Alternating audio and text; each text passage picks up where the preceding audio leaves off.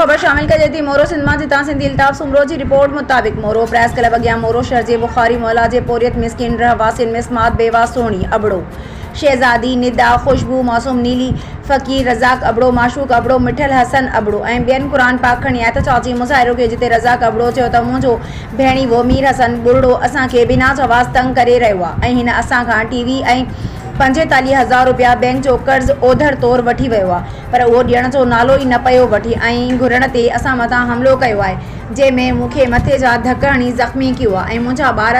दुकान वग़ैरह ते वञनि था त उन्हनि जे पुठियां नामालूम माण्हू वञनि था, जंहिं करे पंहिंजी ज़िंदगी सां गॾु मौसूम ॿारनि जी ज़िंदगी खे ख़तरो आहे। जॾहिं त मोरो पुलिस मुंहिंजो केस दाख़िल करण जे लाइ इनकार करे छॾियो आहे। जेकॾहिं मूंखे कुझु बि थियो त उन जो ज़िम्मेवार मुंहिंजो भेणीवो ऐं मोरो इंतिज़ामिया हूंदी। हिननि वस वारनि खां मुतालबो कयो त मज़कूरा माण्हुनि ख़िलाफ़ क़ानूनी कार्रवाई करे इंसाफ़ तहफ़ुज़ फराहम कयो वञे। बाद में एहतजाज कंदड़ औरतुनि ऐं मर्द क़ुरान शरीफ़ खणी मोरो थाणे ते पहुता, जिते संदन चवण मूजिबि मुलविस जवाबदारनि ख़िलाफ़ केस दाख़िल कयो वियो आहे।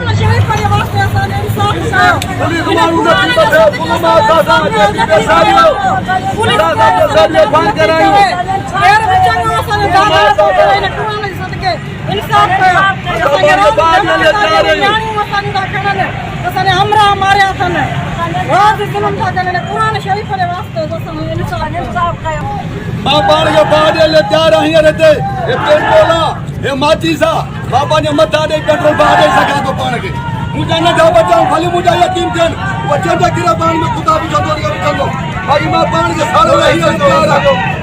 कयो वञे असांजो छाके मुझे बाद में जवाबदार यार थींदो हिकिड़ो मां पाण खे